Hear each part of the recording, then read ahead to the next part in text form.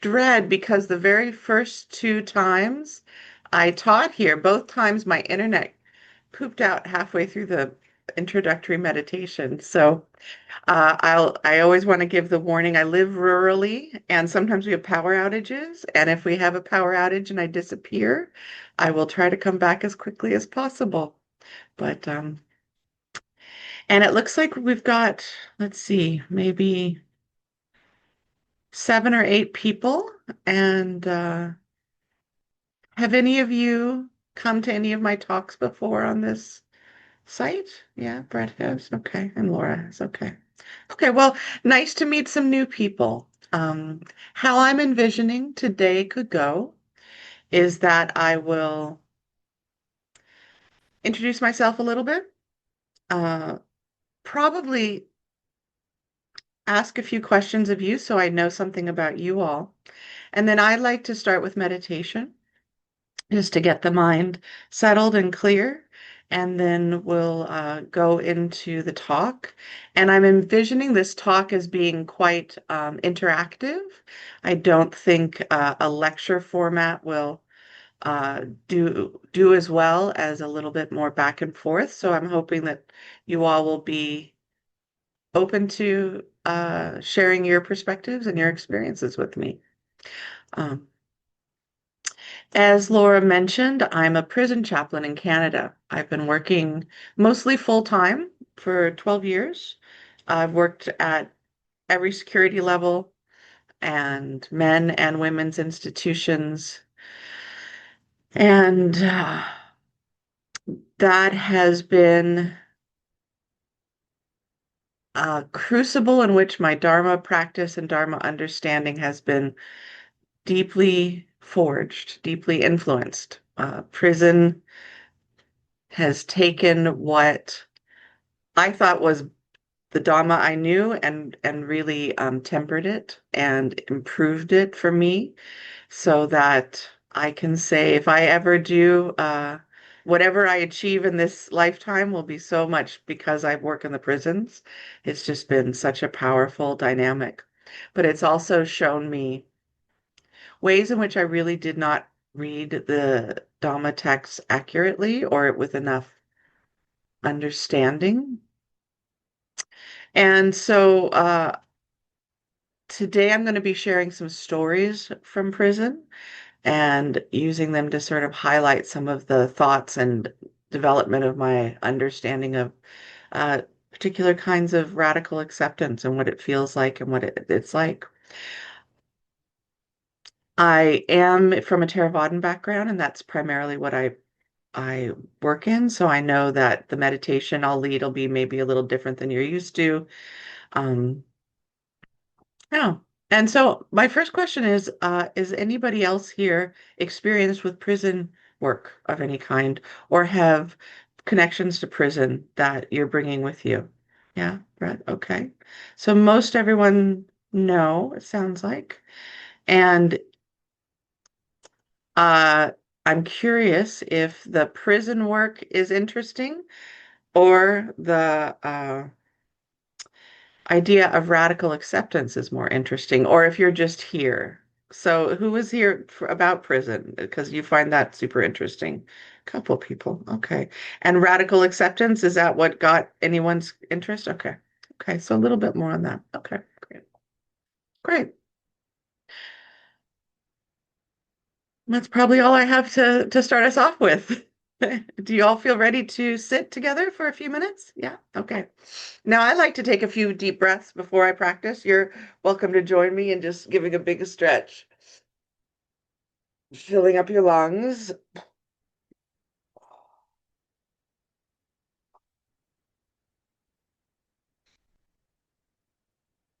It's very early for me on the West Coast. I don't know if anyone else is up that early.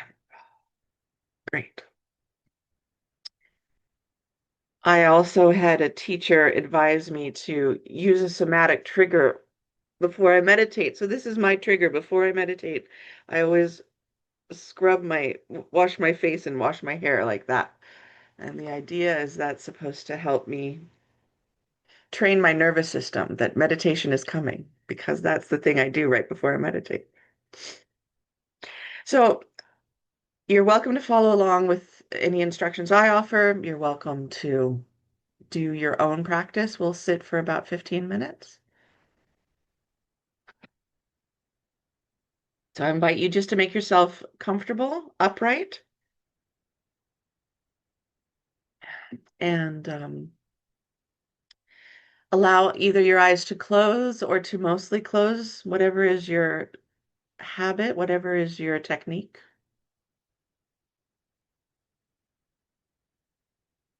By reducing the visual, you can tune into the experiential.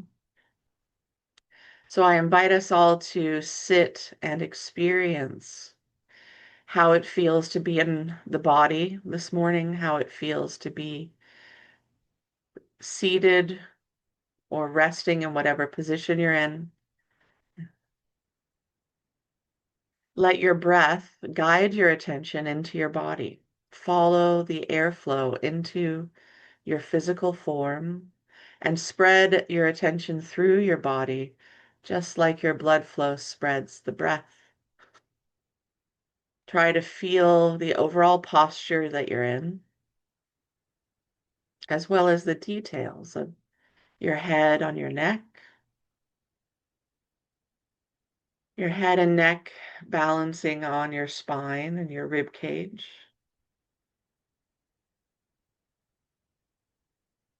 Notice how your shoulders and arms are positioned and the weight of your shoulders, where it falls from. And as you're breathing, feel your torso, your ribs, and your belly, and the influence of breathing on that part of your body.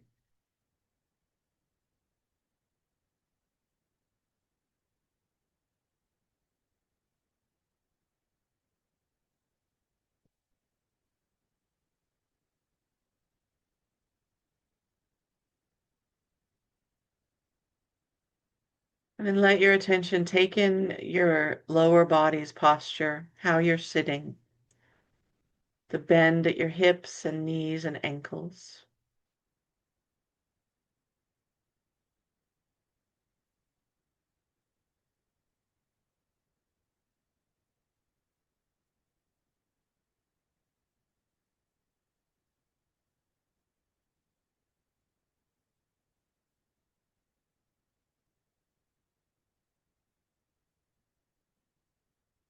And notice the solid places where your body is making the most firm contact with whatever is below it. So it may be that your feet are bearing weight, or the back of your legs and your buttocks. Maybe the whole back of your body if you're leaning against something.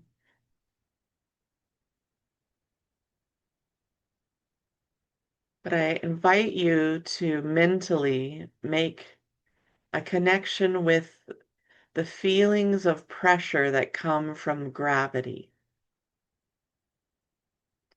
So places where your body can feel itself pressing into what is below it.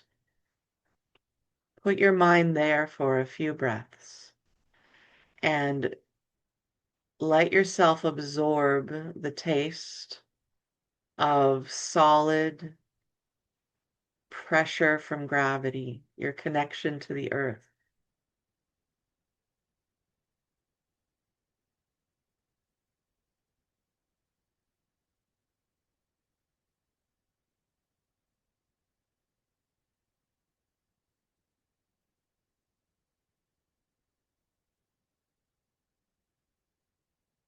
As you're breathing in and out, that change is in contrast to the steady connection of gravity, of pressure.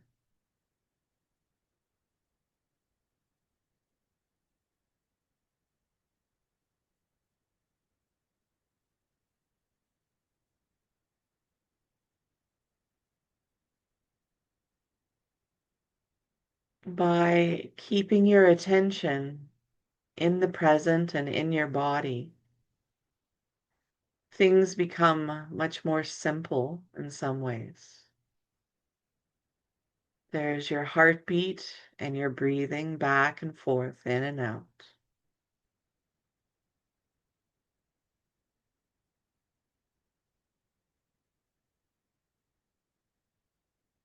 And there are your mental and physical feelings, the sensations of the body, and all the different types of feelings inside the chitta, inside the mind.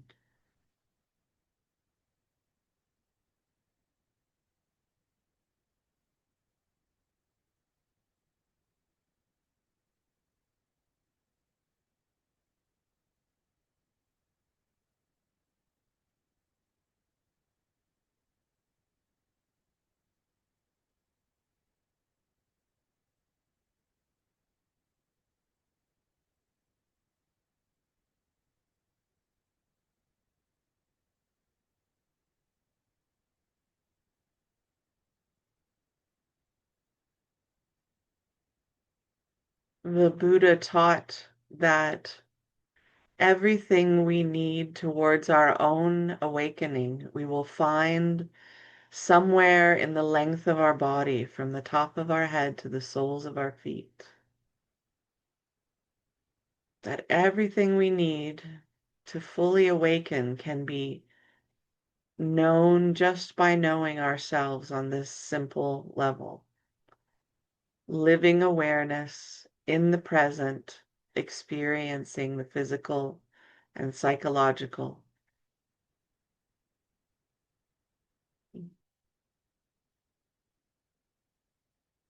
So I want to invite us all to sit with this possibility at the forefront of our mind, that this simple act of awareness of breath and body and everything that can be known in it, in this act of awareness, is all that is necessary. These are the ingredients we will need.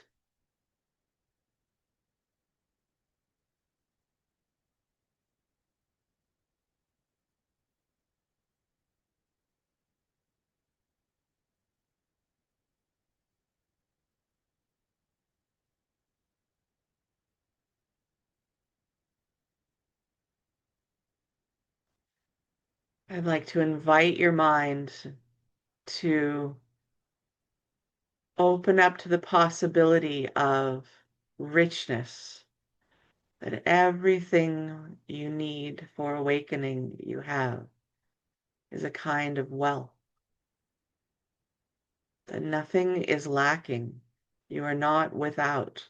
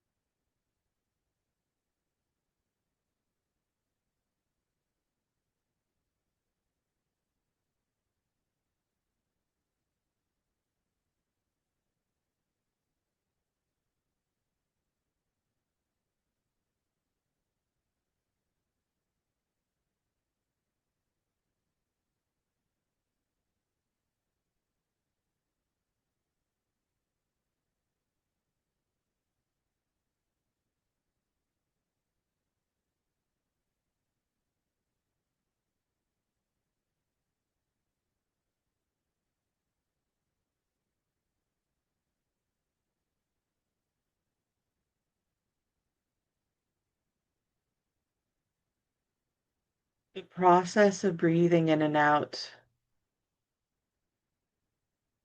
can be quite rich and relaxing. And I invite you to feel both the relaxation of that back and forth rhythm and the richness of the experience of taking a breath in and then letting it go. I encourage you to breathe in a way that helps you to feel the richness Take the time that you need. Breathe the amount of air that feels best.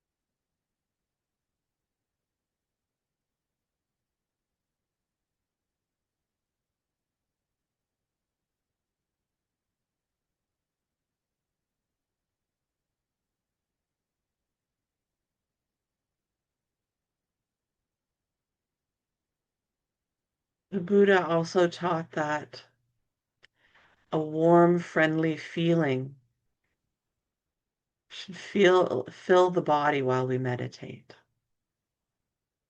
That metta, friendliness, loving kindness, can be worked into the body and fill up the body.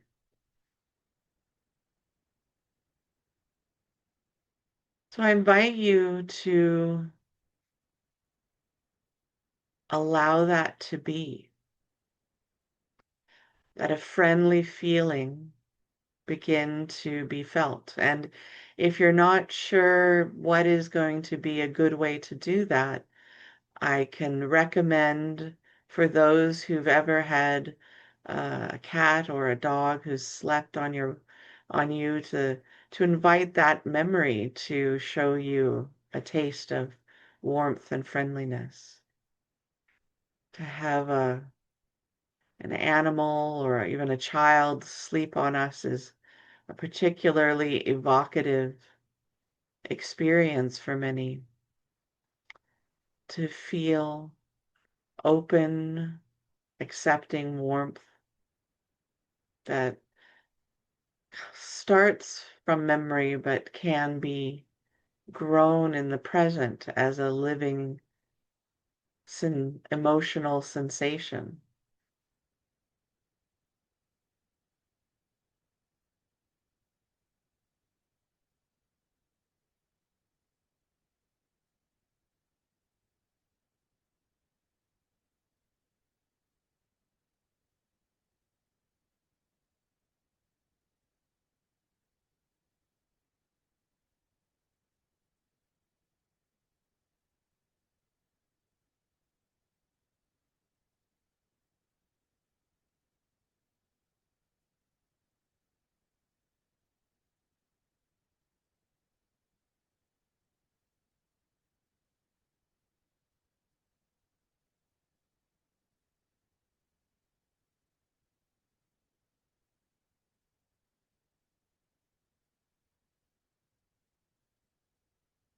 And this friendliness can be with every limb, friendly arms and friendly legs, friendly spine, face, belly, chest.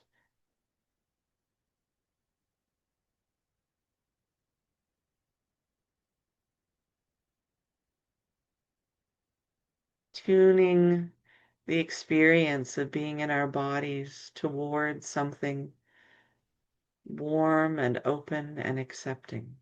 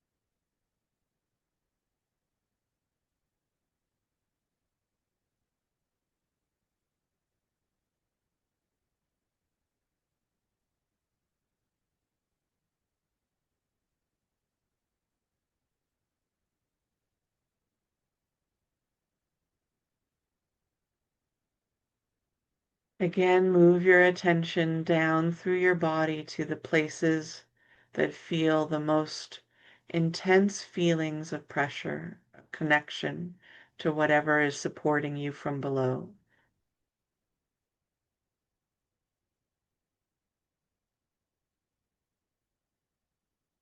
And let your sense of loving kindness meet the earth at those places.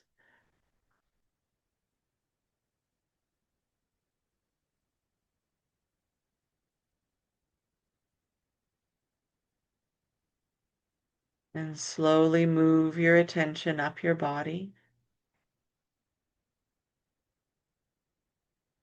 with warmth and positive regard. Notice your legs and feet,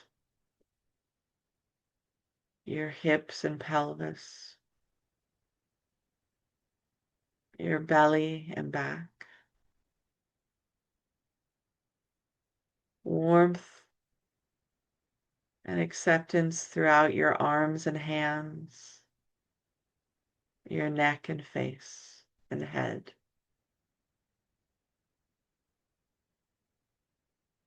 Mm.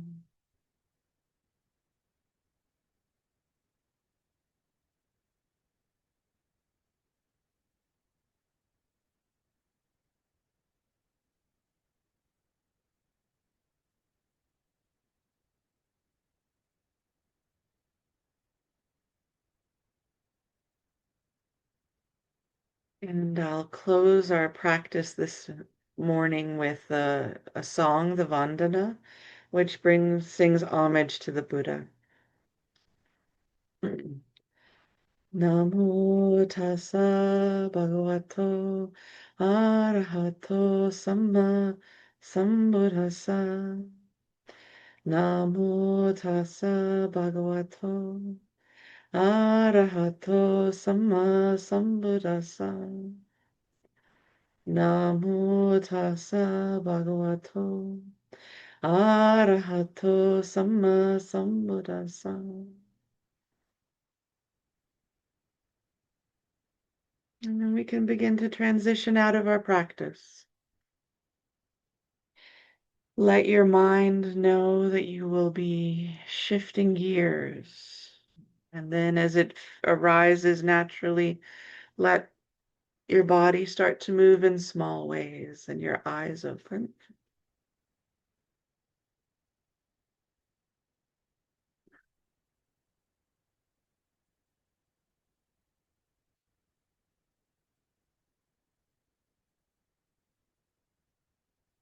And I'm used to bowing to everyone at the end of meditation. So good morning again. Welcome. I invite all of those people with your cameras off to uh, bow as well.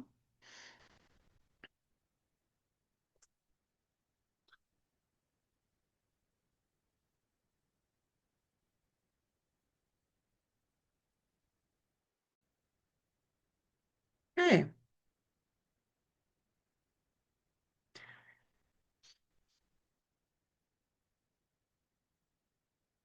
So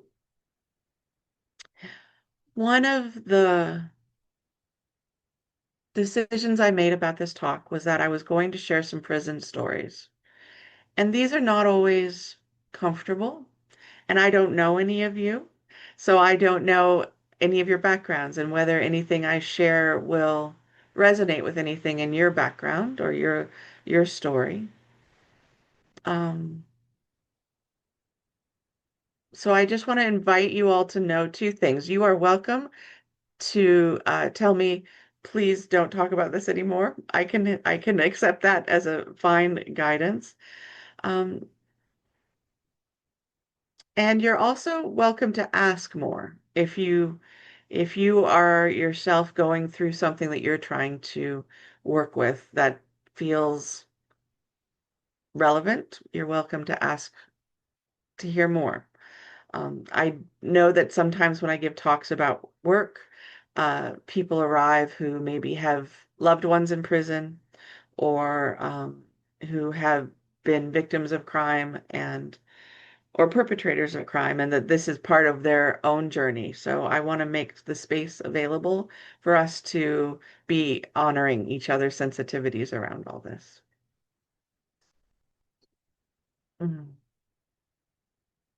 So when I started to work in the prison system, I had already been a Buddhist for, I guess, close to 15, 18 years and had been practicing and teaching for 3 or 4 years, but practicing for a long time. Yeah, 18 years. And I had a master's at that point in Buddhist studies. So I felt pretty educated about Dhamma. I felt well prepared to do prison work. I'd been working, as Laura had mentioned, at a detox center with street entrenched injection drug users for about 8 years. So I felt like I had my durability that was well established after that kind of work. And yet still prison was just an incredibly shocking place to go to. My background is a pretty standard middle class educated family without violence. And I had grown up with enough privilege to really feel safe through a lot of my life. And I thought I was quite stable, and I thought that I'd be fine. I'd be good. And one of the first weeks I was in prison, I was asked to go meditate with a Sikh fellow there were at that time no Sikh chaplains, and he wanted to meditate with somebody. So the Buddhist was good enough. I said, sure.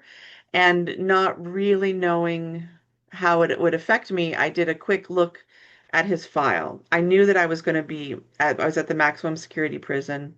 I was going to be meditating in a small room alone with this fellow, and I just wanted to know something about him. And he had quite a horrifying crime. And he had severe mental health issues, and he had fallen under the influence of a delusional thought that his child of 3 years old, was a demon. And so he had beheaded his toddler. And I read that, and then I went to go meditate with him and found myself sitting in a room that was probably about 8 by 8, but 2 floors high, with a little balcony area and a door. And behind that door, I knew there was a guard with a gun, uh, who was overseeing not just my little interview room, but 3 other interview rooms there to intervene if necessary, if there was a kidnapping, well, what do they call it, taking hostage, or if anything violent happened. And so I greet this fellow, and he looks sick and he looks sad. And he's so grateful. He says that none of the staff will talk to him, and he's so grateful to sit. And he knows we meditate differently, but he just feels like his whole life has disappeared, and he's incredibly lonely, and he's trying to find some kind of connection. And so then I try to meditate with him for 15 minutes. And all my brain can think about is, this man killed his child. This man killed his child. This man killed his child. And for me, this was sort of the first taste of what would be the next 12 years of my life that I'm still doing, which is, how does it feel to sit in a way that is warm and welcoming and open and loving and truthful, and with people who have done the kinds of crimes that are so scary to me that I don't even want to watch movies that feature them, who have done the kinds of crimes that destroy lives and, leave you wondering what's wrong with the world.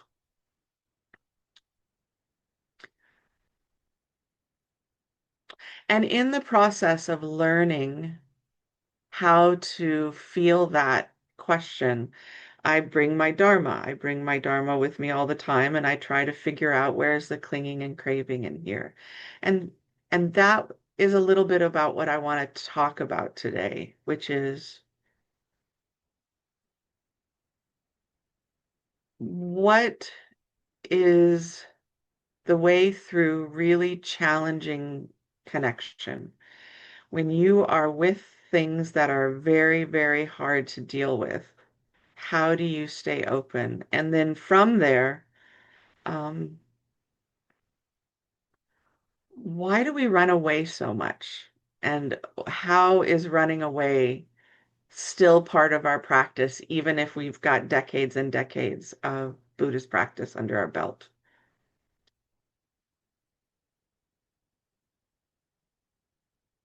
Hmm. So, in the Buddha's very first teaching, as we understand it, the first turning of the wheel turning sutta, the Buddha outlines the Four Noble Truths in the Eightfold Path.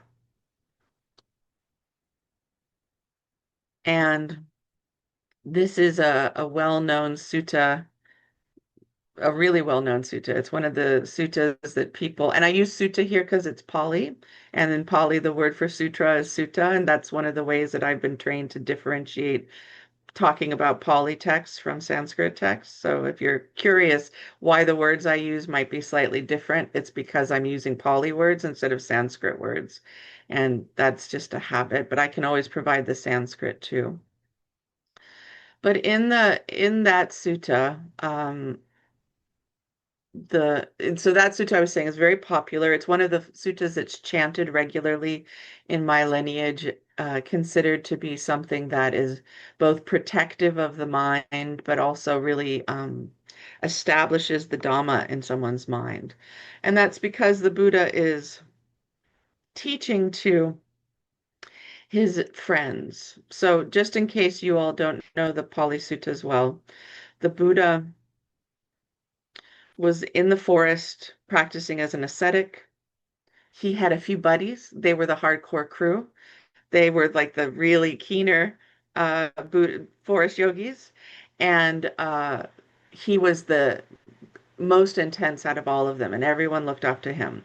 And then when he hit the wall with his ascetic practices, facing death without having really achieved what he was trying to achieve, he eats food. Uh, and his buddies are like, "Oh man, you sold out. You are no longer worthy of association with us because you're eating food again, and we've all been starving together as a group, and now you're ruining it for everybody. So get on with you." So after he's eaten for a while, the Buddha undertakes the 3 days and nights of meditation that lead to his awakening. And at the other side of it, when he's convinced to teach, he decides that the first people he'll teach are his buddies because they are so advanced in their own insight and their own meditative practices that they will certainly be able to understand. But when he approaches them, they're like, "Meh, who are you, food eater? Get out of here. We don't like you." And he finally convinces them to, sort of let him give his teaching, and he outlines the path. He outlines the extremes to be avoided, which are both hedonism and asceticism or self-mortification. He describes the middle way, the Four Noble Truths, the Eightfold Path, and describes his own awakening. So this is a really important teaching because he is outlining the basics that if you understand them, you can follow in the same path of development that he did. And in that, he talks about dukkha. He talks about the stress and pain of life. And he talks about how birth is dukkha and maturity is dukkha and death is dukkha. All these things are dukkha. And then he highlights a few different kinds of dukkha. And that's some of what we're going to be talking about today.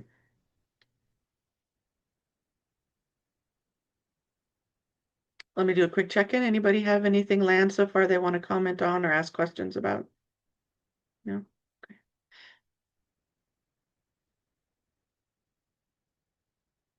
So prison is a wash and dukkha.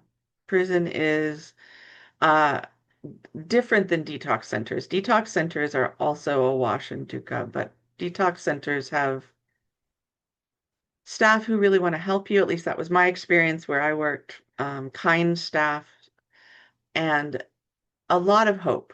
You're there to clean up if you've got any infections or illnesses. You're there to get medical support. There's going to be a whole bunch of different kinds of therapeutic interventions available for you. And in prison, the staff are very different. The staff are not there to support people necessarily. Maybe individuals are, but as a group, the staff are in a much more antagonistic power relationship with the clients. And so there is distrust and the clients are not there because they've chosen to be there towards their own recovery. The clients are there, the inmates are there because they've been convicted of a crime, and so they've been sentenced to prison. And so they don't want to be there, and that contributes to a very hostile environment. Also, they don't want to be with each other very much. They mostly don't like each other. It's like you're roommates with all the worst roommates you could possibly have. And so there's this deep hostility that at the higher security levels lends to violence, at the lower security levels lends towards indifference, but it's hostility top to bottom. Which, if you think about what the retreat centers and Dharma groups you've been in are like, I'm going to say is the opposite of what you're used to. I hope that's the opposite of what you're used to. I hope you're used to trustworthy, kind, loving, respectful people at retreat centers and in Dharma circles. And that's what I was used to, certainly. No, you're not, Jeremy. I'm sorry to see that. But yeah, yeah. I mean, people are people, right? People are everywhere and they come with many personalities and many qualities. But I will say, I think that prison is still a lot nastier than a bad retreat center. I don't know that the meditators at bad retreat centers are carrying weapons around to poke each other in the stomach with, at least. So the wish for violence is not so present. So when I came in as a Buddhist to the prisons, I felt really sensitive, but I also felt very filled with resilience because I had been soaking in Buddhist community for many, many years, soaking in it to end up feeling like I had strong emotional resilience, strong emotional support. I don't think I could have gone into the prisons if I didn't have a lot of radical acceptance about the world is difficult, people do horrible things, this is going to be hard. And yet, coming into the prison system was so incredibly painful because every person I met, for the most part, was fighting to not be there psychologically and sometimes socially and a little bit physically. There is a constant dialogue of, I want to get out of here, I want to get out of here, I want to get out of here, I don't like it here, I want to get out of here, just top to bottom. The only place I've seen similar in any ways is my mother's old folks' home, is a little bit like this. I want to get out of here, I want to get out of here, I don't like it here.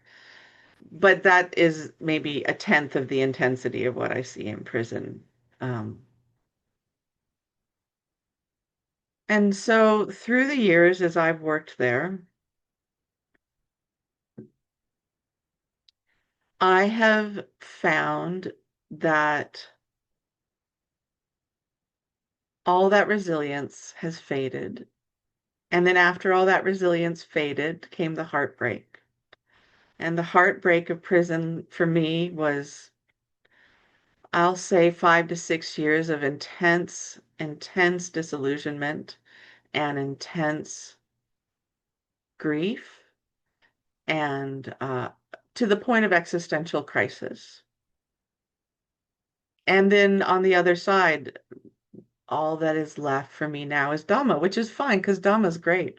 And it really feels like it's enough. And the resilience for me has returned a great deal. But through that process, I have been watching as one is supposed to do as a Buddhist. I've been watching. What do I see and what do I think and what do I feel and how do I respond to it and what's everybody else doing and how are they responding to each other and what's going on here, what's going on here, what's going on here. And one of the things that I have come to sort of conclude is that for all of our efforts in the world, if you are a fairly, if you are a decently situated person economically where you've got some choice in your life, you can choose how you spend some of your free time. If you live in a place with enough people that you can choose your friends, that you can live in this world and have a pretty good life. And that a huge component of what gives most of us a pretty good life is that we're constantly walking away from what we find difficult. We're just constantly walking away from what we find difficult. We leave it in so many ways. It's so fundamental to our coping strategy that I think it's invisible most of the time, that what we're doing is just walking away from what we find unpleasant over and over and over again. But where I have learned to see this differently is by watching guys in prison who can't walk away from hardly anything. They have maybe 3 buildings they're allowed to go in over the course of a week. Maybe besides their own cell, maybe 2 rooms or 3 rooms and a gym that they're allowed to be in. And the whole prison for years, they might be restricted to just the same 30 or 40 people that they see, the same 2 or 3 rooms that they go into. And I watch how they struggle with it, and I watch how they try to cope with it. And it's really helped me understand how little I've ever had to deal with this and how little prepared I would be if I went into prison the next day. And that what is, in some ways, the worst part of prison in Canada, I'm not meaning all prisons because there are other prisons where this is not the worst part of the prison, but in Canada, one of the worst things is just the constant friction of being associated with what you do not wish to be associated with, being proximal to those you do not like to be proximal with, eating the food you don't want to eat, having the cellmate that you don't want to sleep in the same room with. Just a constant effort to um, cope with that virtually everything you see or hear or smell or think about, you do not wish to be in contact with, and yet you are.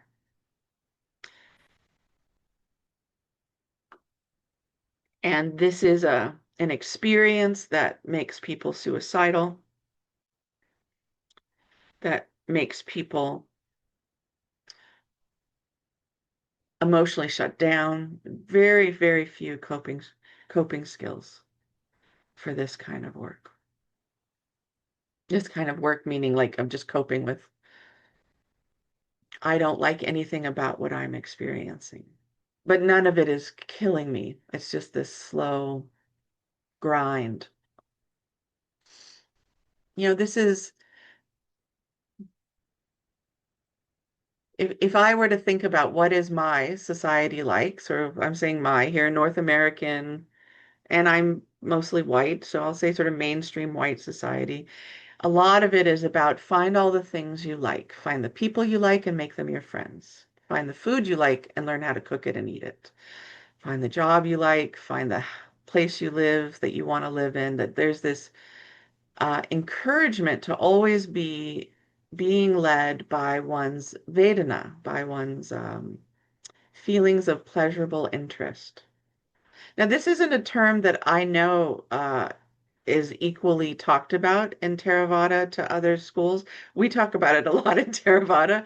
So I'm just going to explain it. And if you all are like, I know exactly what that is, then I'll stop. And if you don't know and you have questions, you can ask. But Vedana is considered one of the mm, aspects of human experience that's constantly occurring. Like the metaphor I give is uh, if I were, it's one of the khandas, one of the skandhas, the heaps. If I were to ask you, what does a hamburger taste like? You would not be able to tell me because a hamburger is a concept. And what you have instead is you have a piece of bread and some meat and some ketchup and a pickle and some lettuce and cheese or whatever you have. And the taste of the hamburger is the bite of all those things together being tasted simultaneously. That makes sense? Yeah. And so the skandhas, as I like to talk about them, as I process them, is like the layers of the life burger, the human embodiment burger. And so any moment of my life or your lives has five components that you could be tasting that all together are this moment of my life. So there's your physical experience that you're having. And then there's your, I'm going to skip Vedana, but Vedana is the next experience that you're having, and I'll describe that at the end. And then from there, you have your memory associative experiences that you're having, because if you hear a sound with your physical ears, it'll go up into your brain will be like, what's that? Have I ever heard that before? And it'll start pulling memories. And then from those memories with the Vedana, you'll get sort of an interpretation of, oh, this is a robin, and I like robins, so this is a good sound to hear. This is a positive sound. And then you end up with sort of your identity. So every moment of your life has a little bit of physical input and a little bit of memory input and a little bit of interpretive bias input and a little bit of this Vedana. So Vedana is the way something initially makes you feel before you even really know what it is. Um, I feel like Shempa might be the Tibetan word for it, if I think about talks I've heard, but I'm not sure. So if I poured ice water on your head, whether or not you found that enjoyable would really depend partially on whether you're surprised or not, whether it's really hot and you're sitting in the sun or it's really cold and you're really freezing. And that pleasant or unpleasantness of having ice water poured on your head is the Vedana. It's a contextual response. So if you're hot and you're expecting it, you're like, oh, this is such a relief. And if you're cold and you're not expecting it, you're like, oh, this is a horrible attack. It's a quality that doesn't have to do with the thing that's being experienced. It's your first take, your body's physiological first take on, is this good or bad? Is this a threat or is this food? Is this pleasurable or not pleasurable? And this is a really important component of human life because A, it never stops and it never ends, even after enlightenment. You're still going to have these physiological reads of everything you touch or think or say or hear, good or bad, wanted or not wanted, attractive or repellent. And that is also very important, not just because it's a permanent part of if you live in a body, you're going to have these feelings for the rest of your embodiment, enlightened or not, but also it's the engine that drives our delusional clinging. Because once we have we're repulsed by something, then we're like, get it away from me. We're clinging through aversion. If we're attracted to it, we're like, bring it to me. And there we're clinging by craving, clinging by desire. And so it's sort of like the fuel that pushes the whole delusional samsaric cycle. So that's Vedana. Vedana is the instincts of a living creature towards what is food and sex and away from what is danger and poison. That's sort of what I think about it. Like even bacteria have Vedana. They're like food, not food. So this is, the level that I have found our society operates on. We really are pinging the marketers, the businesses, even the therapists are pinging your Vedana. Is this a positive Vedana or negative? Is it pleasure or not? And we're constantly being coached to go towards what is more pleasant, towards what is more comfortable. And I think this is a problem in Dhamma too. I think that Dhamma is marketed this way, and I think that Dhamma is often presented this way. We try to reduce our harshness because harsh speech is also, against the precepts, but we reduce harshness to the point where, you know, groups can become very, very flat and very, very cool almost, where there's not joyfulness or there's not like rambunctious rowdiness. I'm not saying everybody's community is like this, but why would we have success if things got milder and calmer is partially because we risk much less negative Vedana. We risk less chances of making ourselves or other people have a strong negative response, and that really keeps us connected to things more easily. If you came to a Dharma talk tomorrow and the first thing your teacher did was let out a stinky fart, and then they like pulled up their shirt and like scratched their armpits and then called everybody by the wrong name, like I think most of us would be a little bit horrified. We'd be like, what is this combination of unpleasant and surprising things that are happening? There would be some repellentness, even if we were amused or we found it funny. There would also be like, maybe not for all of you, but for me, I'd be like, what is going on? What kind of monk is this? This is how monks behave.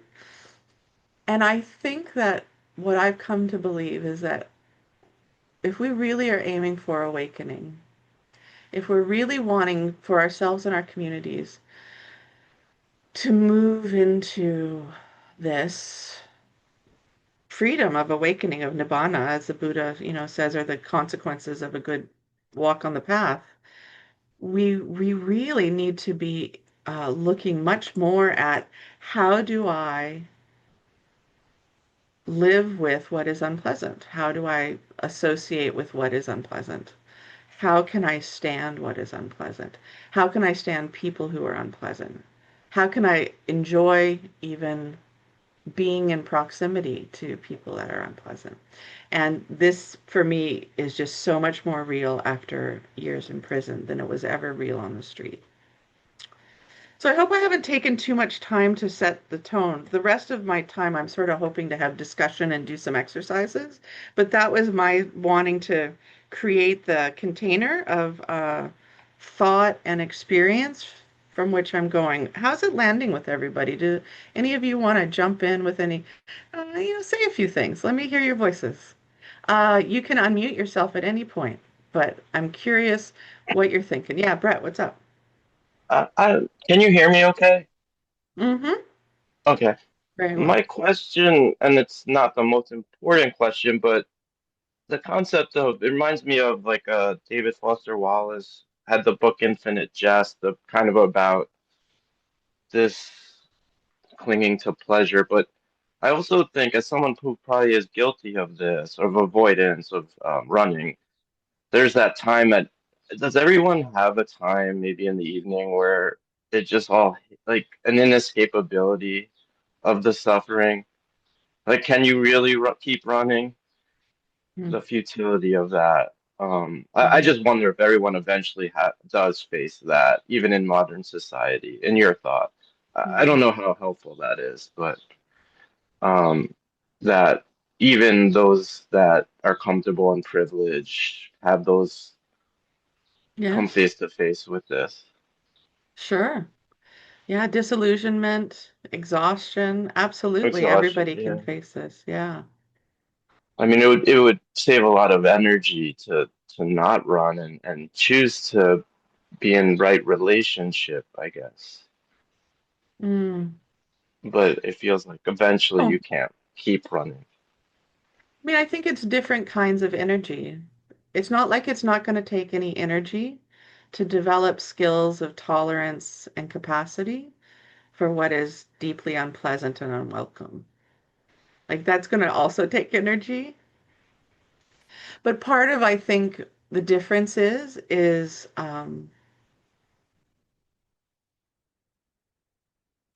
disillusionment and exhaustion rarely feel risky to experience until they've soaked in long enough to become despair.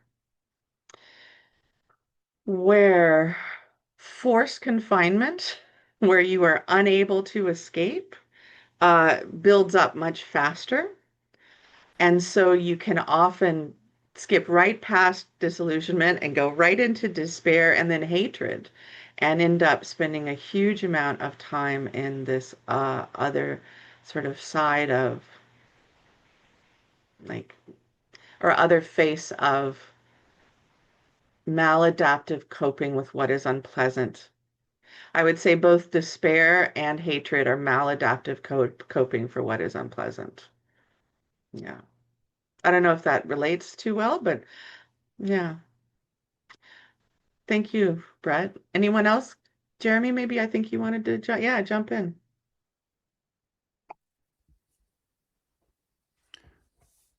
I'm fairly new to Buddhism, and your description of Vedana, Hmm. uh, I've read a bit about the skandhas, but I was really impressed with your description and how it operating Vedana is operating all the time, and that is, you only have to open your eyes a bit and you see how that's really how it is all the time. Extraordinary. I'm glad that you can see that. Yeah, well, uh, but so I don't know if I have a question here, but I can say, because obviously you saw me shake my head earlier about, I was in an extremely, it, how do I put this? I was with a teacher for 26 years who was a very powerful transmitter of Dharma and religious experience, not Buddhist, um, more Vedanta, I guess, but he was his own man. Um, and so I have experienced something of, on the one hand, incredible realizations and deep camaraderie and Mm, with my fellow students uh, together, rubbing side by mhm, side with abuse of power mm, and mm, mm, uh, mhm, above all, public humiliations uh, mhm, and a whole number of things. Not sexual, I can say, that wasn't it. Um, and I would reach places of extraordinary despair, mm, shame at the damage I'd caused to the family that I left behind in order to be in this thing. And I obviously there's stories upon stories, and I'm not going to go mm, there. Um, but I think uh, there is a certain uh, and obviously your experience and the way you've spoken gives us a window on a well. I've never been incarcerated mm, mm, in the sense that you are completely is the world you know. Um, but I have known what it's like to be um, utterly unable to leave a situation that is making me, in the end, deeply miserable and demoralized, mm, but mm, held by a loyalty to what I mm, perceived to be the divine and to be, what our purpose was. So it's a juxtaposition which mm, I'm this eventually this community dissolved. Many of the people who were in it are still my closest friends, but all of us are dealing with what that was mm, and trying to figure it out, probably for the rest of our days. mm. So that's, and when I saw what you were going to talk about and who you were, and I just felt, well, that's going to be extraordinary. So I'm very glad to be here. Mm. I guess that's not a question. I don't know what to It's say. fine. No, thank you for speaking, Jeremy. I really specifically appreciate that you brought up how religious membership and heart connection can keep us connected to things that are very uncomfortable for a long time. And Mm, even, I'm going to say something you didn't say, so this may not reflect you, but even non-dual teachings of any flavor mm, can be used to undermine our own confidence in leaving places that are abusive. And so this is a very dangerous place to work. And what I mean by this place is the place where our spiritual teachings and loyalty keep us close to things that trigger us to want to run. Because part of what makes that safe or not safe is our capacity to discern effectively whether we're in danger in a way that we cannot recover from. And that's very hard to do if there's also someone in the mix who has a hierarchical power role over us, especially if they're facilitating both the spiritual perspective that gives us capacity to stay, and they're facilitating the damage itself because of their behavior. I have more than once sat and contemplated how being a prison chaplain is the closest next relationship to it is being an abused spouse. I have contemplated that a great, great deal. How close prison chaplaincy is to being an abused spouse. Now, I've never been an abused spouse, so this is all me theorizing, and I don't mean to say that I've got it right literally about what that experience is like. But when I think about, like, all I do all day is help violent, angry men emotionally process their own issues that they're not taking responsibility for, and they just take it out on me. I'm like, oh, that if my feminist psychological training tells me I should not be doing this, this is very bad for me. And then I'm like, oh, but my Dharma training tells me that this is very good for me. So how do I face this? How do I know how to? So what you've brought up, Jeremy, however painful that must have been, is it's deeply relevant. It's deeply relevant, and I appreciate you sharing that. I'm sure you feel it when you speak about it. Yeah. yeah. Yeah. And I want Thank to you. just add Mm, that the community, this community, NDF, is a big reason I'm here is because the whole ethos of this community is the absolute reverse mm, of what I was in before. mm, mm, And yet, and this is the beautiful part, uh, there's real depth here, and mm, there's you know, this isn't just what you were describing, a rather sort of bland. I mean, it could be, but it isn't. yeah. There's but do you see what I'm saying? Mm, There's real spiritual power in this place, but there's wow. also compassion. Oh, And good. the teacher that I was with before had substituted ambition for compassion. Mm, mm.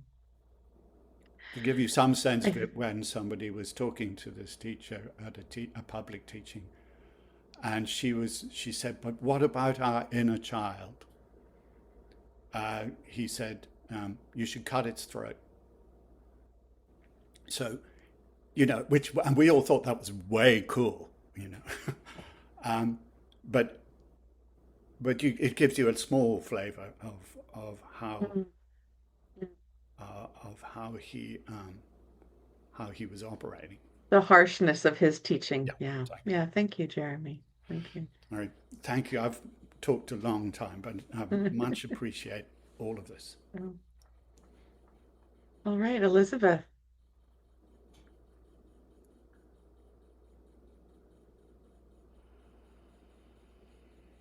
I'm just beginning to wrap my mind around your teaching. Thank you so much. And what I think of is training around stress response. And so it's a biological function to have the fight, flight, freeze, fawn, flop, potentially. And also, another thread for me is the shadow side of all of us, of each of us, I think. And that the sharing of our fullness of who we are would entail, I think, also sharing those shadow sides of ourselves. And I think there is aversion to doing that, or the difficulty that brings, and the amount of skill required to manage that and do that in a way that doesn't cause harm, I think is part of why it's generally not acceptable.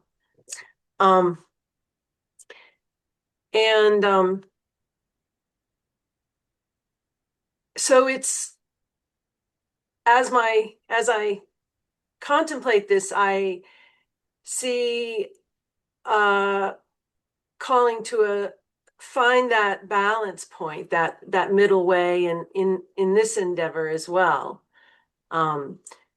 because to not avoid but also not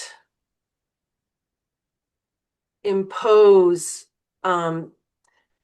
things on people that would be unpleasant to them. It seems like a compassionate thing to do. So I think those are just some musings, and if they trigger any thoughts you want to share, that would be great.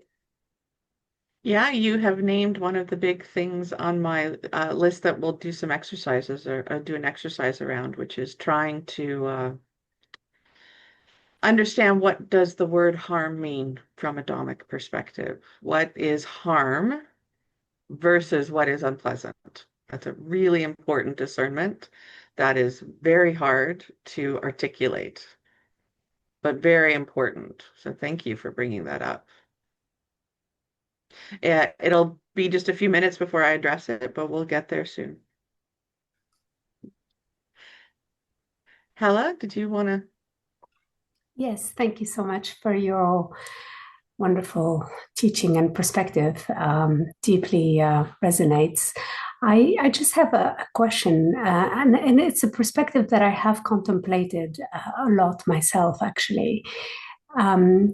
And something you said just in response to what Jeremy said regarding the discernment, because one of the reflections that I had is, to what extent the limitations of our bodies can condition some of this discernment, because I observe people and they have very different bodily sensitivity.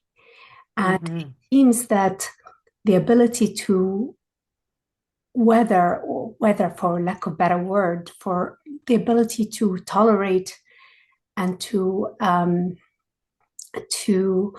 not be overwhelmed and not get to the point that you cannot recover, as you so beautifully said, is intricately linked to the sensitivity that each of us carry in our physical body.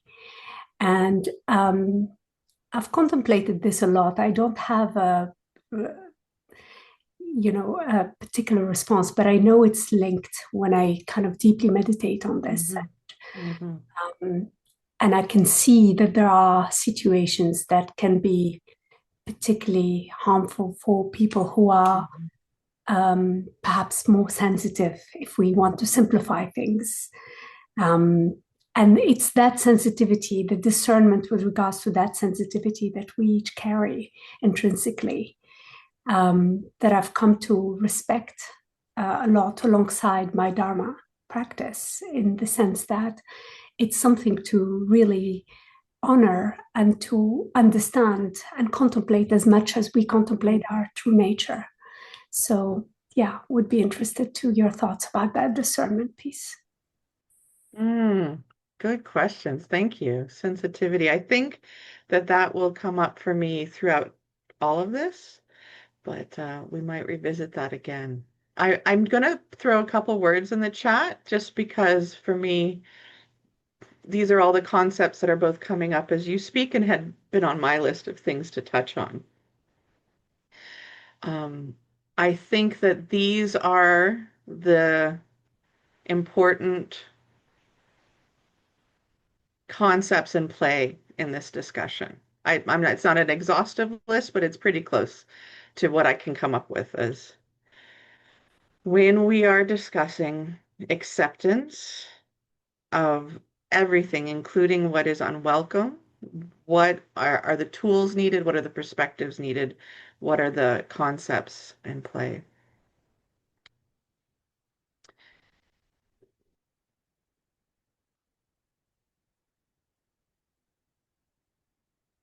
So I'm going to ask everyone a question, and then we're going to take like a really quick break, maybe 5 to 10 minutes, so you all can contemplate the question and have a quick run to the bathroom if you need. Does that sound appropriate? Okay. Here is my question. This is meant to be a theoretical question that you send into your internal state to assess how it feels, not just think about it intellectually.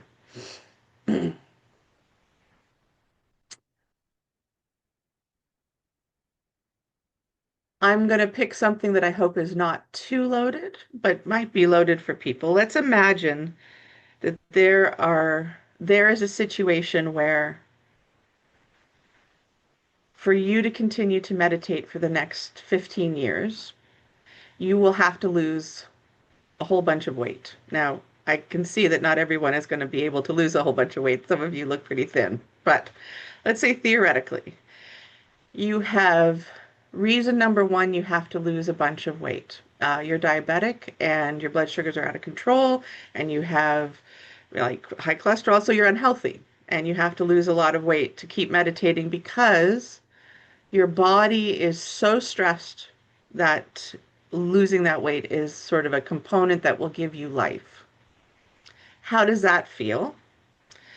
Let's say aspect two, you have to lose a lot of weight because the social mores of the Buddhist world tell you that those who are heavy are gluttonous and therefore filled with craving.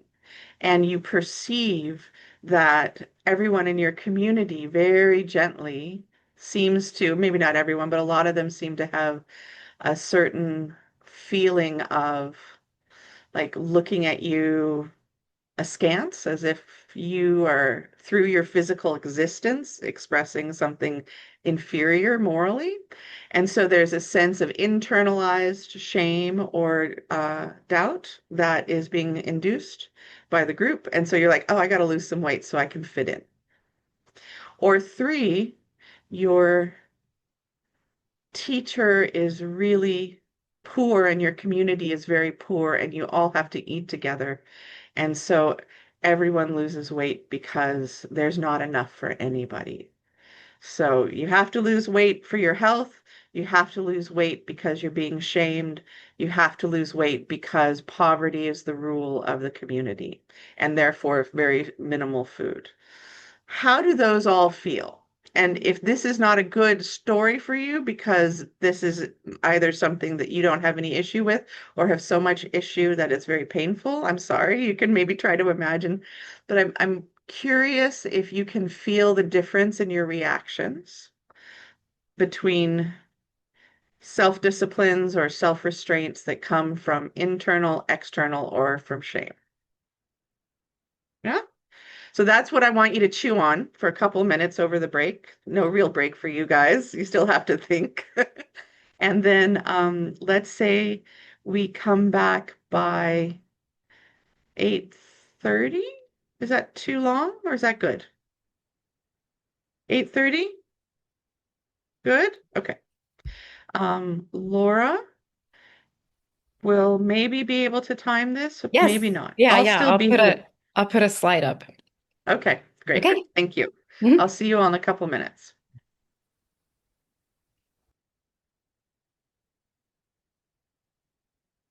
So I think I'll pick up, and I hope that people who are coming back are here. Um,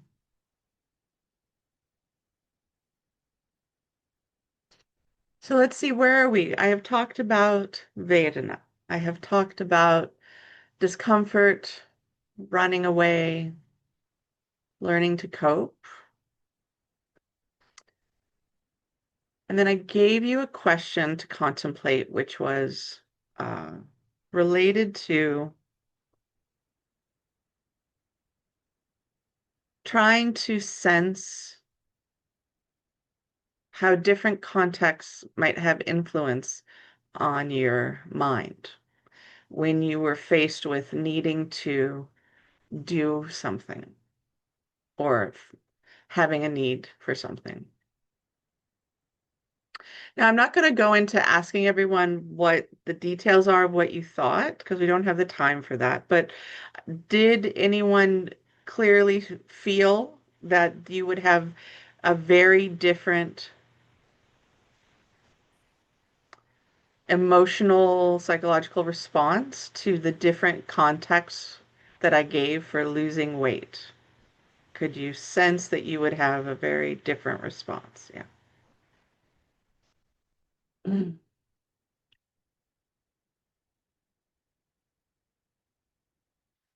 What I believe this can relate to is that our own spiritual paths can be very inhibited by whether the teachings we get push us out of our comfort zone and or whether the teachings we get feel like punishment. And that our own relationship with punishment and comfort are two of the primary entanglements that we have to address if we truly want to practice radical acceptance. And why I say that is that our comfort zones don't just operate as indicators that show us what we have pleasant responses to. Our comfort zones relate to our very interpretation of reality. Let's say you are with a person who's like your closest confidant. You feel so incredibly comfortable talking to them, and you can share with them something that's very awkward and personal, but you know them and you know that their responses to you are filled with love. We are willing to take that social risk because their scrutiny of our vulnerability is within our comfort zone. We know they are trusted observers of our vulnerability. And we would not necessarily share the same deep personal risky information with someone who we think is sort of a jerk to us because their scrutiny is outside of our comfort zone.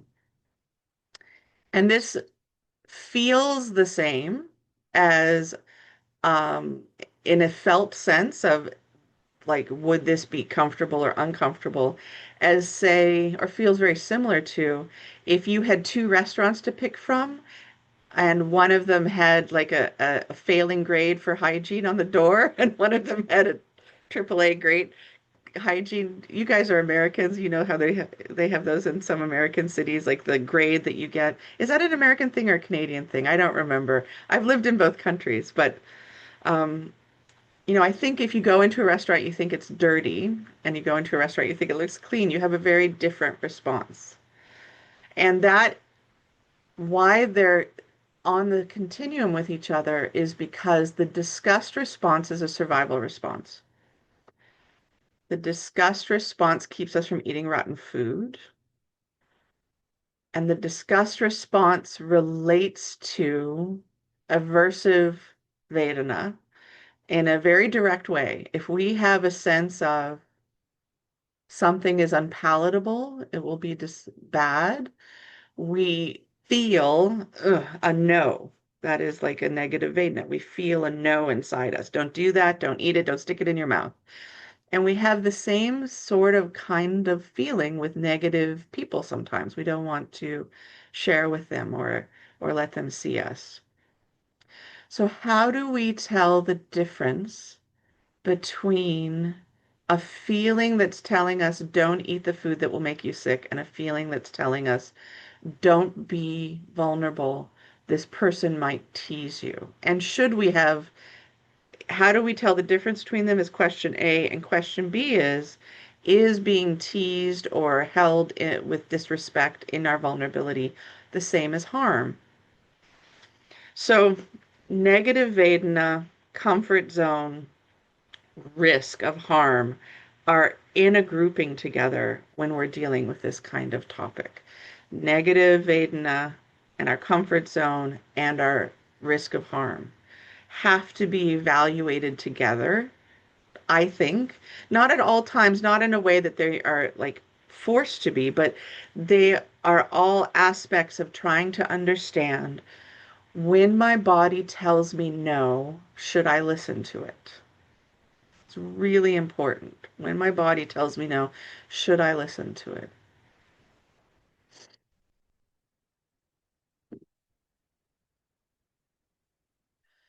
So I've looked through the suttas a lot. I have not yet found the Buddha's definition of harm. I'm not saying it's not in there, but I have not yet found the Buddha's definition of harm. I have really pondered, why is harm not defined?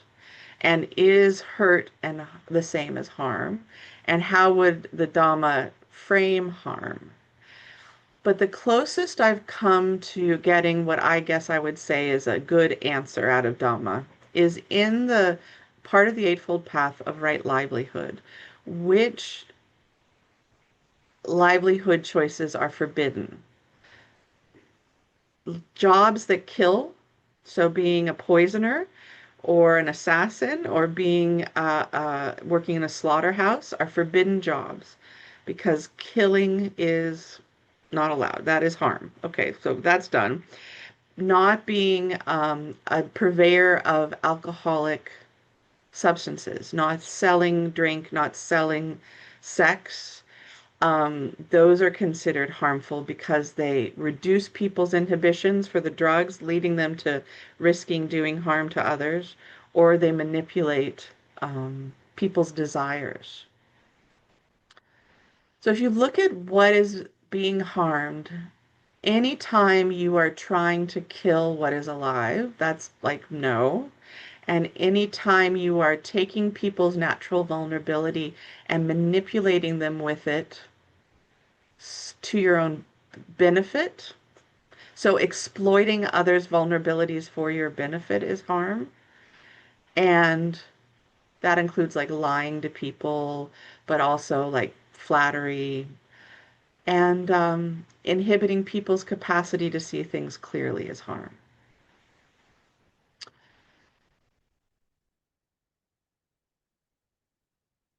Nowhere in there is like making people cry or making people feel bad. Or I think Elizabeth, I think you said something about causing people discomfort in some way in your question. I can't quite remember the phrase you used.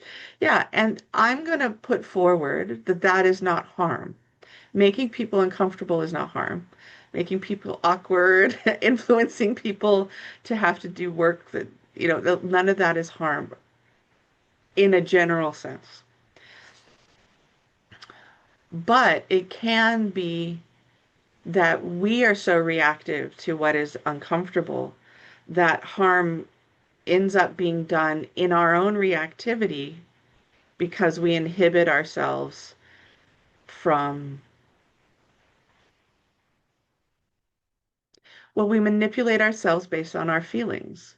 And we tell ourselves that things can't be done or can't be acceptable or can't be allowed because they make us so unhappy or it's such an unpleasant Vedana. And so we actually can, rather than having someone take advantage of our biological drives and manipulate us and exploit us, we can end up taking advantage of our own biological drives and not exploiting ourselves, but we can hamper ourselves from being with what is naturally arising because we tell ourselves this makes me so uncomfortable, it can't be safe.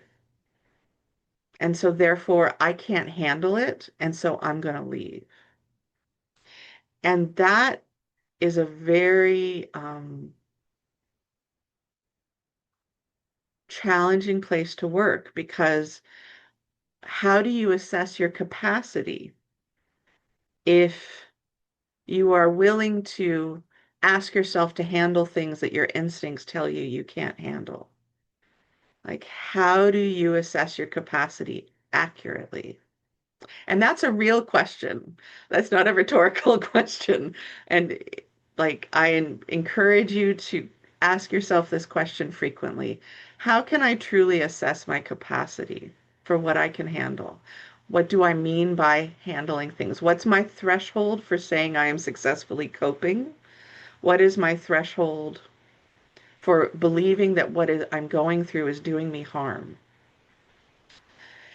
I don't think this is a definitive one-time only assessment. I think this is a dynamic assessment that you have to have related to the greater context of your life and your health and your community. But I will say that if you can have 10 units of discomfort a day, then my next question is, how many units of discomfort do you use up watching the news or complaining about things you don't like? This is a very interesting dynamic because the nervous system can only exhibit it will start to get stressed when you get too uncomfortable. It will just, your nervous system will be like, I don't know what this is, could be a monster, could kill me. And so being able to expose yourself to things that are intensely uncomfortable is an important assessment of like, how am I doing with intensely uncomfortable?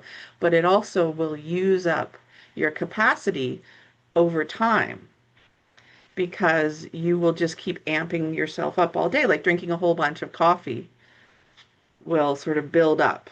When you have your nervous system start to be triggered, you have some adrenaline response, and that can, it's not that it doesn't get broken down by hormones, it does, but it can create, the whole nervous system can get some momentum towards stress.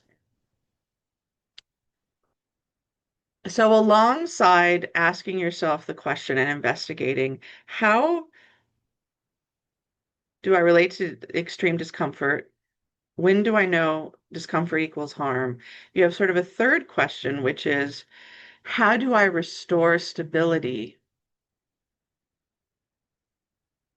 And how do I increase capacity? And this is where metta practice for me is one of the great practices. So this is another practice that is not done in the same way in all schools of Buddhism. But I'm going to give you my take on metta, which may be very different than what you're used to. So metta, I've been told by a monk in the Thich Nhat Hanh order, who's a friend of mine, that at one point Thich Nhat Hanh read through the whole Pali scripture, and he wrote down every time the Buddha gave direct advice about what a person should do, because he really wanted to know, what did the Buddha advise? And that when he was done, 50% of the advice that the Buddha gave was practice kindness. And the other 50% of the advice was everything else. And I find that really interesting that metta bhavana, cultivating friendliness, cultivating loving kindness, is 50 ways as much as all the rest of Dhamma in the Pali Suttas. Hugely important. But there's not really instructions given about that. But in the Thai tradition, when we talk about how do you cultivate metta, we go through a very basic formula. We think about different kinds of people, close friends, casual acquaintances, ourself, people we don't like, people we love beyond all measure. And we practice thinking about each of those people while maintaining a feeling of loving kindness in our heart. If you just look at that dynamic, it parallels something very specific from sports. High-level athletes do this kind of visualization where they will, if they're like a hitter in a baseball team, they'll picture themselves hitting the ball perfectly, home run every time, and they'll picture all the details, the eye, visually seeing it, moving the body, swinging, hitting. Runners do this. And there's been enough studies on the sports side that we can say when people do this, when people imagine something going really, really well, the neurons that are firing in their brain are the same neurons that fire in their brain when they're actually doing it. They like get athletes, they put little sensors in their hats and then they measure them and they're like, so thinking about something frequently increases the capacity of those neural pathways to conduct neuroelectric energy, right? So the more you think about something, the easier it is to think about again the next time. You create a tendency towards it. When we are imagining I'm with the person I hate the most in my life, and I am also trying to fill my heart with metta, then what I'm doing at that time is I am practicing being in their presence with friendship in my heart. A lot of people sort of get into metta as a power that gets radiated out like microwaves. I don't get into metta like that. I practice metta as visualizing best case scenario reactions, that I am visualizing and practicing with every type of person there is in the world, being with them in love, being with them with my heart, my body filled with warmth and kindness. And in doing that, I'm very, very gradually training myself away from feeling in response to their presence. And I'm moving myself towards feeling a chosen feeling, regardless of whose presence I'm in. This practice I recommend being done for an hour a day, at least twice a year, do a month of an hour a day of metta. That's my advice to all my students. Go for 2-month-long intensives every year in your own home where you're just generating and practicing. How much do I know how to trigger the friendship button in my own heart? And how strongly can I keep the friendship button triggered when I'm thinking about all these different types of people? So I'll give you an example of how I've done this in the past. My hate group is often politicians. I find them easy to hate because I have no idea who they really are as people, but they have all this power over me and I'm already resistant to that. And so I had, for a period of time, an incredible hate on for Stephen Harper, who was our prime minister here in Canada. And I would try to do metta for Stephen Harper, and I couldn't do it. As soon as his face came into my mind, I was like, no more friendship. So then I tried to imagine Stephen Harper laughing happily with his family. Still couldn't do it. Didn't want him to be happy. So then I imagined him crying over the coffin of his dead child. Could I feel compassion for? Couldn't do it. I had to retroactively regress Stephen Harper to being a newborn infant on his mother's breast before I could feel happiness for Stephen and have Stephen Harper's existence in my mind at the same time. But that's where I started. I was like, all right, Stephen Harper is a baby. I can feel love for that. And then I just progressed him through time. Stephen Harper as a teenager, Stephen Harper falling in love. And then I was like, Stephen Harper being a complete wanker, doing all these horrible political things. okay, I can still feel love in my heart. Same thing I've had to do in prison. I've had to be like, okay, everyone in my meditation circle today has either sexually abused a woman or a child or murdered somebody. Okay. And I just sit there and I just work on, can I sit here and know their crimes and feel love in my heart? Not because they cause the love in my heart, but because I'm choosing my emotional palette and they literally did these things. And also, they're not doing them now in front of me either. So the first stage of metta for me has really been metta for self, but after that, really starting to practice metta for my enemies. Going into it, how much do you have to, in your imagination, make your enemy suffer before you can feel compassion for them? How much do you need to be at a distance from your enemy before you're willing to think of them while there's still emotion in your heart? Really trying to dismember your psychological assumptions about who is your enemy that you probably picked up through your comfort zone by creating a new kind of comfort zone. And the new kind of comfort zone is I am generating friendliness at all times with my heart, regardless of what foolish shit's going on around me. Excuse my language. I work in a prison. I tend not to talk like most Dharma teachers. So this is one of the big techniques I really recommend is to generate commitment to not love your enemies, feel love in you while with your enemies. This is a very different thing. You don't have to love them. I don't know that that is always the right thing to do if you haven't really done this groundwork.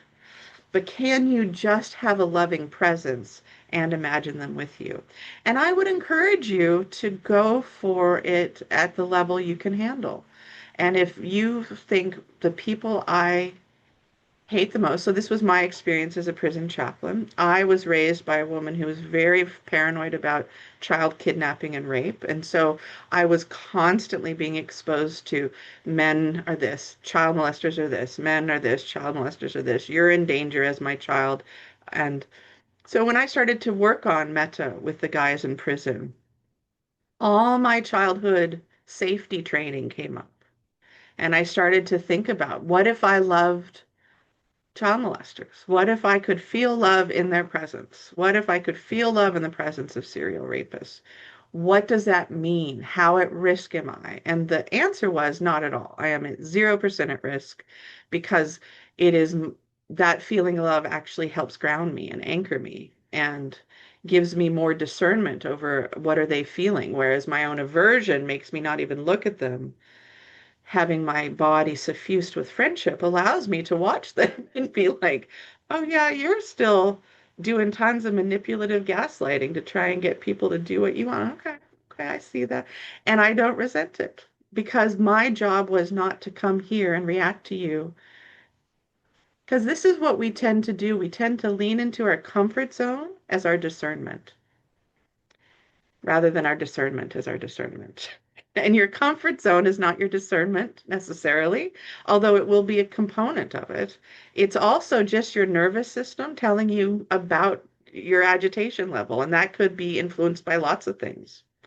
Your diet, your recent 24, 48 hours of experience, and your long-term trauma levels are all going to completely adjust your comfort zone in your nervous system. So I recommend you do this work in private first and then practice doing it in public. And I also recommend going to places filled with people who make you uncomfortable, finding bus stops to sit on and practicing metta sitting at bus stops surrounded by people that trigger uh, fear response. Not like dangerous places where you shouldn't be necessarily, but I know the US is a little different than Canada because we don't have guns up here. So I feel much more safe in places where there can be violence than I might in the States. But whatever is your version of that. I know we're getting close to end, so I'm going to try to just touch on one other thing. Um, Reciprocity I have in here in my little list of words that I gave you. There's a really important component of reciprocity in Dhamma, and there's a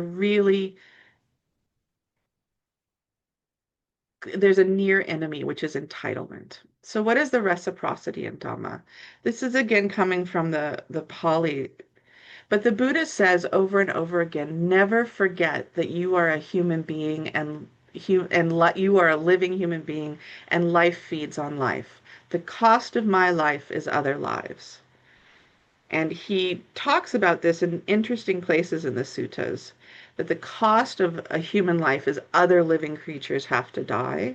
And then when we die, other living creatures eat us, right? So that's just how it is. Nature is a cycle of life feeding off of life. We are part of nature. We cannot look at ourselves and not know that. If we're born onto this planet and all we do is receive from nature, we are curdling the natural reciprocity of this world. It is part of how things function in nature that the work of one animal leads to the habitat of another animal, and their work becomes, the food of another animal. And this is how the system functions, is with this incredibly complex reciprocity where how one animal lives or one creature lives influences other creatures in a way that's part of how they live, and on and on and on. So we can say that this is I think we can say this is a fairly intuitive thing that that people sort of get, but we also make a lot of social bargains around it. Because punishment is connected to reciprocity in childhood. This is my theory. This is not Dhamma. Um, because we tell children, why should you eat all the cake? If you don't share the cake with your friend, they'll be sad. That's a bad thing, to take all the positive and not there's these messages that we get combined in our head about fairness, reciprocity, do unto others as you would have them do unto you. Lots of people like that kind of teaching, and that builds into entitlement in this way that's other people have articulated much more than I'm going to be able to do right now. But all through that, you end up with a math building up in your head that people who do bad things to you don't deserve good things from you, and that people who have been victimized and harmed should be centered over people who've done harm. And I'm not going to argue with that as a social strategy. I think that's a very important discussion in the dynamics of the world, of whose stories are interesting to us and who do we make central to a story. But my experience is that in a world of trying to be as honest as possible about everything, that the most successful strategy for someone trying to have full honesty and discernment is to understand that anyone you're talking to may have done something horrible in their past, and anyone you're talking to may do something amazing in their future, and you have no capacity to know the secrets or the outcomes of any life. But what you do know is that you could kill someone and they could kill you. You could harm someone and they could harm you. You could help someone and they could help you. You could save someone and they could save you. We are intensely, permanently vulnerable to each other. That is the greatest reciprocity, is that we are incredibly vulnerable to each other and could help or harm each other at any moment, and may have helped or harmed any number of people in our past and may do the same in the future. And prison has let me see this because I have met so many people who have murdered or killed someone. Most of them did not plan it. Murder is so frequently just a horrible perfect storm of multiple factors all happening at once while there's a weapon present. But also with sexual harm, also, with even theft, we are all vulnerable to each other in so many ways that any allegiance to a comfort zone where no harm can ever be done to anybody is a lie. And we cannot hold allegiance to a comfort zone that orients itself around, I will be safe. This is an incredibly important part of radical acceptance, is to accept I am vulnerable, inherently vulnerable, permanently vulnerable, to be the giver or receiver of harm. Not even because of intentionality, just because this is a very soft, mushy surface, and this is a world filled with hard objects, and some of them go very fast, and all it takes is a car accident. All it takes is a fire. It doesn't take animosity for me to be vulnerable. It just takes soft, mushy flesh, and I am vulnerable, and soft, emotional heart, and I am vulnerable. And so starting to have metta while you are aware of your own vulnerability, metta for yourself in embarrassment, metta for yourself in shame, metta, which is compassion, that's compassion for yourself, is this incredible component to being able to accept the risk of other people. The risk of other people. So what I encourage you to do is take this list I've given you, and if you're really interested in moving past your comfort zone to develop a capacity for wisdom and discernment in parts of the world that make you uncomfortable, that you take this list with you and sort of use it as an assessment of when you're with people, like what are you expecting from them and what based on what you're giving them.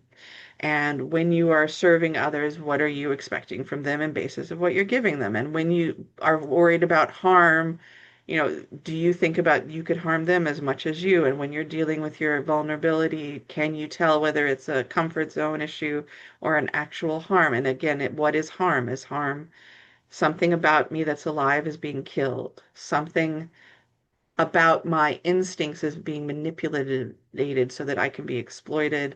Something about me that is vulnerable is being diluted so that I can be confused? Because those are really where the Buddha placed harm, is don't confuse people, don't exploit people, don't kill people. He never said don't make them uncomfortable. That is not part of the list. I should probably end it there. I hope the balance of useful input and thoughts and ideas is appropriate. I find that if you just do things to practice, you can sometimes miss some of the more important concepts to understand, like universal vulnerability and universal reciprocity.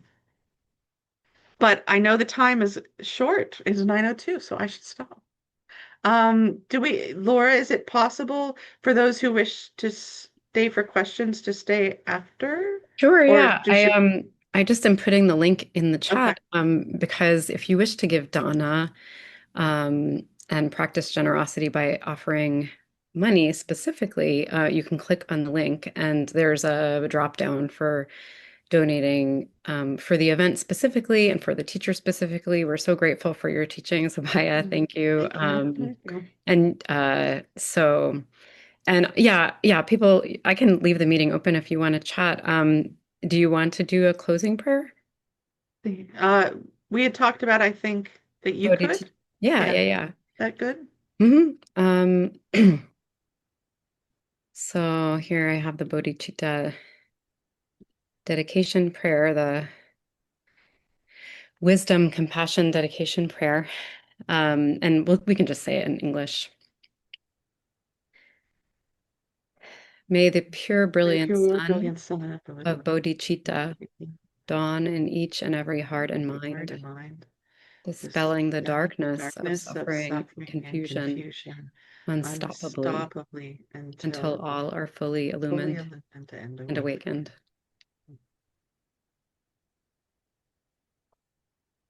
Thank you, Laura.